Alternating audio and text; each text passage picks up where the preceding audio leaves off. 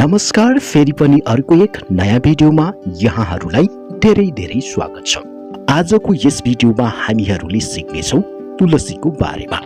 यसको आयुर्वेदिक महत्त्व के छ, यसको फाइदाहरू के छन् र हामीले यसको प्रयोग कसरी गर्न सक्छौँ, यसको बारेमा आज हामीहरूले जान्नेछौँ।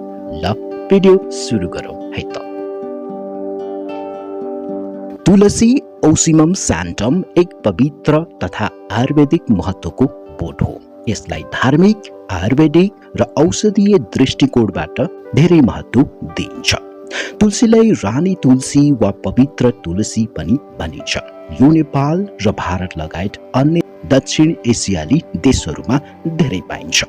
तुलसीको आयुर्वेदिक महत्त्व र यसको प्रयोगबारे विस्तृत जानकारी यस प्रकार छ।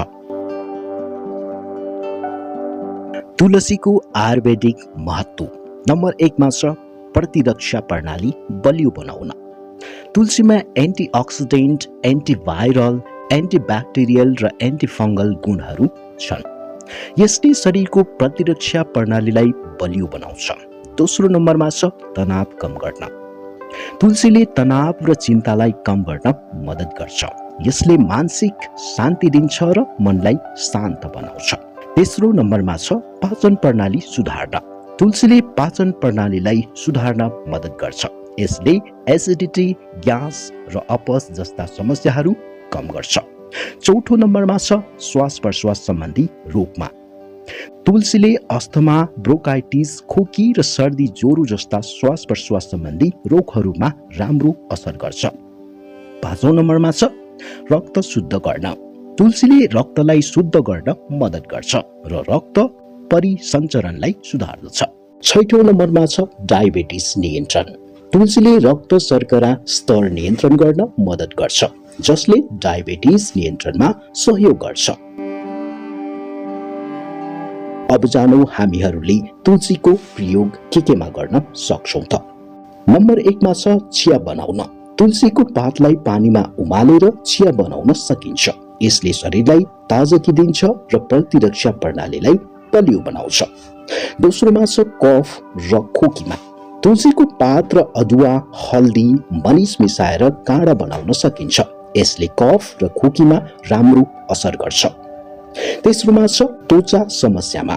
तुलसीको पातलाई पेस्ट बनाएर त्वचामा लगाउन सकिन्छ।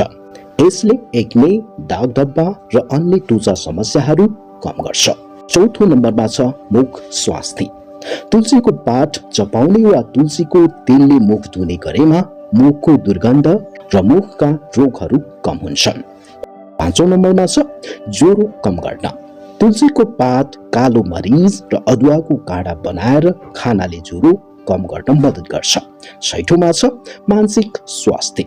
तुलसीको पात चपाउने वा तुलसीको चिया पिउने गरेमा मानसिक तनाव र चिन्ता कम हुन्छ। अब जानौं तुलसीको आयुर्वेदिक फाइदाहरू के छन् त। नम्बर 1 मा छ एन्टिअक्सिडेन्ट गुण। तुलसीमा धेरै एन्टिअक्सिडेन्ट हुन्छन्, जसले शरीरलाई फ्री रेडिकल्सबाट बचाउँछ। दोस्रोमा छ एन्टी इन्फ्लामेटरी गुण। तुलसीले शरीरको सुजन कम गर्न मद्दत गर्छ। तेस्रो छ एन्टिभाइरल र एन्टिब्याक्टेरियल गुण। तुलसीले भाइरस र ब्याक्टेरियाबाट हुने रोगहरूबाट बचाउँछ। र चौथोमा छ मेटाबोलिजम बढाउन। तुलसीले शरीरको मेटाबोलिजम बढाउन मद्दत गर्छ, जसले वजन घटाउन सहयोग गर्दछ। अब हामीहरूले अपनाउनु पर्ने सावधानीहरू जानौं।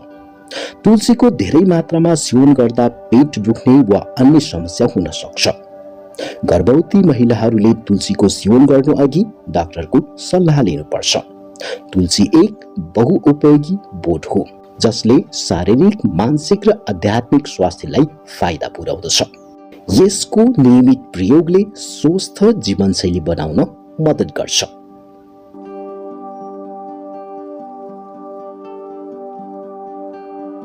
आजलाई यति नै। यस्तै बहुउपयोगी सामग्रीहरू लिएर म अर्को भिडियोमा फेरि उपस्थित हुनेछु। तबसम्मको लागि नमस्कार।